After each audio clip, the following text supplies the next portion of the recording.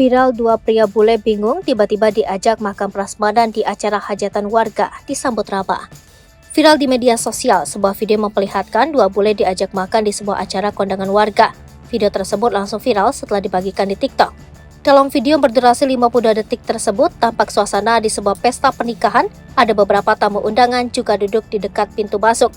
Kemudian dari kejauhan, terlihat dua orang berkulit putih berjalan menuju tenda pernikahan. Keduanya berpenampilan santai dengan kemeja putih dan celana pendek hitam serta membawa tas ransel. Kemudian ada seorang pria berkemeja batik lengan panjang memanggil kedua bule yang sedang jalan-jalan di sekitar lokasi resepsi pernikahan.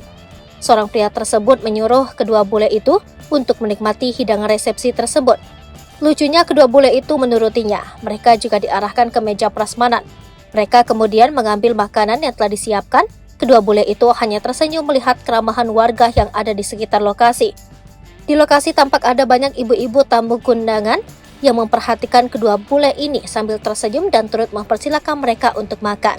Kedua bule pun hanya bisa senyum-senyum, raut wajah mereka tampak kebingungan, lalu mengambil piring di meja sajian makanan.